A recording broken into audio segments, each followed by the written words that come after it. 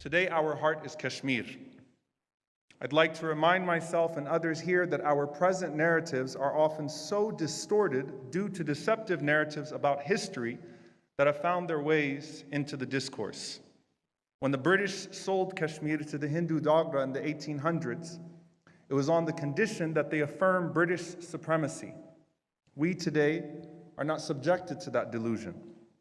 There were a people in Kashmir before the British arrived, and there were a people in Kashmir before the British left behind a mess of casualties that manifested most prominently in the partition that followed. In fact, there were a people in Kashmir before the creation of the states of India or Pakistan. Martyrs' Day speaks to a massacre in 1931 before either were established. And it's just as important to understand the reality of 1931 in Kashmir as it is to make sense of the bloody occupation in 1947. Just like it's important to understand what 1917 meant for the Palestinians as it is 1948. What's at stake is that Kashmir remains a playground of the global superpowers around it, the way we see happening in places like Syria and Yemen, and that a less than human status is maintained under blockade as we see in places like Gaza. The contradiction that India is referred to as the world's largest democracy, while not only recently enshrining Modi's fascism into law with the Citizenship Act, but continuing to maintain the most militarized zone in the world in Kashmir with up to 1 million troops. It is an irony similar to that of Israel being referred to as the only democracy in the Middle East, with millions of occupied people without citizenship whose subhumanity is now written into the Jewish nation-state law. The tragedy of genocide is not just the genocide itself, but other compounding factors. That the legal determination of genocide is most often not enough for the world to actually act. Nor is it when the people can no longer bear the crimes inflicted upon them. It's when our global conscience has been sufficiently disturbed that we're able to activate the necessary pressure to stop genocide.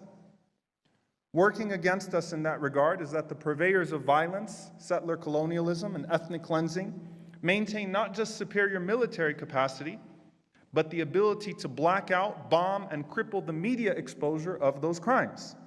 It's not just the technology of their drones, but the ability to hack phones abroad and shut down phones domestically, all while daring international bodies of law to stop them.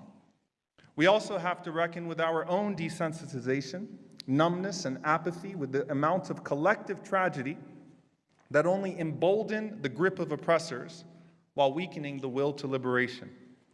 And lastly, that as these cases grow, the oppressed are forced into another layer of cruelty by having to compete for the attention of the world. Would Bosnia, which is again sensing the creeping factors that led to the awful tragedies in the 90s, still be front and center for us if it happened in 2021? Do Afghanistan or Iraq still matter? Is it Yemen or Syria, Ethiopia or Mali, Honduras or Guatemala, the Uyghurs or the Rohingya? To us, it must always be all of the above and more, with only our efforts being divided for the sake of being specialized, not our empathy selective on the basis of convenience or culture. So I'm here, as many of you today, not as an expert of Kashmir, but wanting, in fact, to be further educated on Kashmir. Not as an eyewitness to atrocities on the ground, but a witness with my ears, eyes, heart, and mind to our brothers and sisters from Kashmir who can tell us how we can be better for them. The foreign minister of Bosnia informed us yesterday that she would arrange a meeting with some of the mothers of the martyrs of Srebrenica. While that is a great honor, I can guarantee you they would have much preferred our earlier intervention over our delayed condolences. So let's not continue to merely make symbols of the tragedies we could have stopped with the help of God, and then our insistence on working together for a better world for all. Thank you. Wassalamu alaikum wa rahmatullahi wa barakatuh.